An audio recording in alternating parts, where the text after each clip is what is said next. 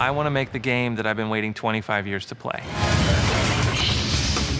Transformers War for Cybertron really started with a sketch of Bumblebee, and we redesigned that character to modernize it all up to be much more of a realistic adult version. That was that first sketch that we slid across the table to Hasbro and said, what do you guys think? And that's where it all started. I think the approval process for Hasbro, especially nerve-wracking. In a sense, it's like George Lucas looking at you redesigning Luke Skywalker. My name is Aaron Archer. I'm a senior design director, and I oversee the Transformers universe for Hasbro. Activision came to Hasbro and said they wanted to make a kind of a breakthrough game, definitely a gamer game. And the original idea was, we've had a couple games that were based on Earth. How about going to Cybertron? And that's a really cool place. It's the home planet of the Transformers. And the early days of that civil war between the Autobots and Decepticons was a story that really hadn't been fleshed out in any format. Hasbro has been fantastic to work with. What they've allowed us to do is take a licensed property and treat it like a brand new IP. To see it grow beyond what our imaginations at Hasbro could be,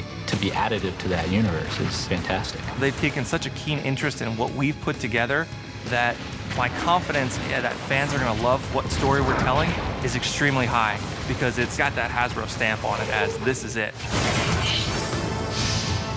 It's an amazing opportunity for us at High Moon Studios to work on creating the canon for what Transformers are going forward. Transformers War for Cybertron takes place on Cybertron. It's their backstory of what they were doing and how they became to be before they ever came to Earth. Because we're not tied to a movie, we're able to tell our own story. This is the Transformers game that they've been waiting for the last 20 years. It's based on the G1 universe. We're showing how Optimus rises into his leadership position. All those things were really cool to explore and build from that people wouldn't expect yet. You know, it's all fuzzy. We all kind of think we know, but you're really going to see it here.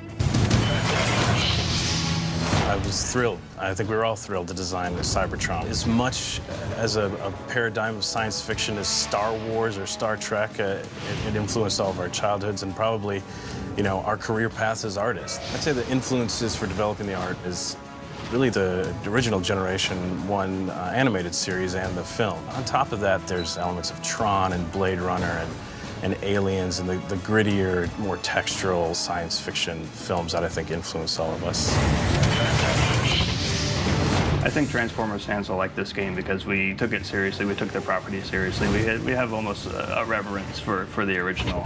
It takes something that you may have had a fondness for as a kid and a really kind of violent, dark, adult style that I think people that are into games like Call of Duty will be able to get into. I think people are going to be blown away by the effort. I just can't wait to get the ball rolling. This won't be the only touch point. It's a big place that we're going to build off of. It's been a fantastic experience to revisit all those childhood memories, gather the resource from the huge lore that is Transformers, and then shape that into basically a brand new vision of what Transformers are in a way that people haven't seen before.